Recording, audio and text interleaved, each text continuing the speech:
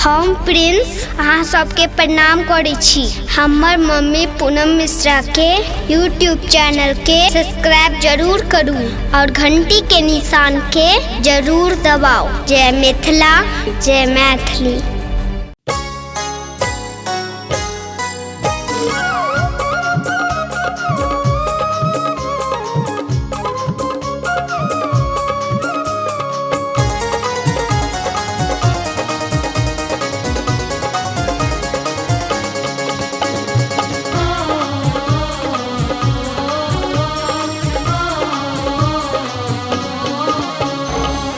बढ़ल असुर अत्याचार के देव मन भेल रे। बढ़ल असुर अत्याचार के देव मन भेल रे। ललना रे ले निकाली अवतार सकल जगमंगल रे। ललना रे लानी मैया अवतार सकल जगमंगल रे। रे ललना रे लानी काली अवतार सकल जगमंगल रे।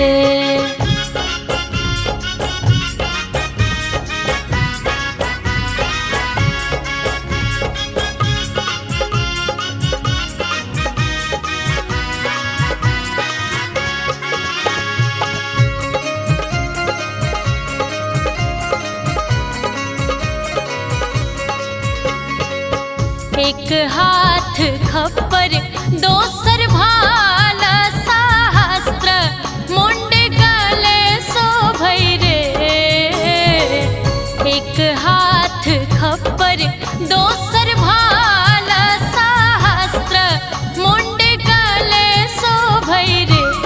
ललना रे लहजी विशाल के असुर चकित भेल रे। ललना रे निकाली अवतार सकल जगमंगल रे। ललना रे निकाली अवतार सकल जगमंगल रे।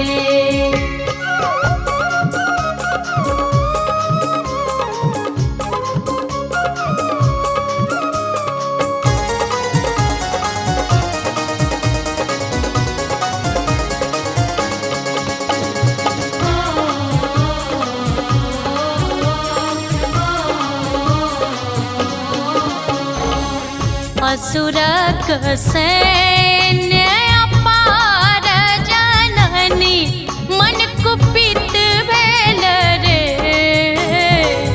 असुरक सैन्य अपार जननी मन कुपित भेल रे।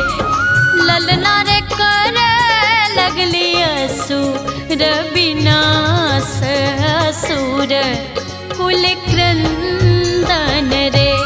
ललना रे निकाली अवतार सकल जगमंगल रे।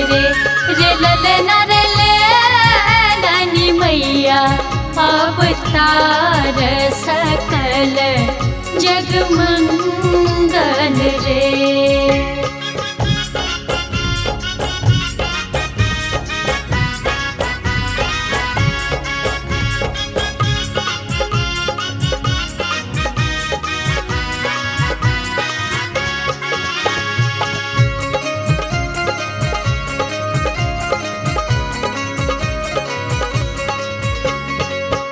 देखी का असुर के विनाश सभक मनहारा साल रे।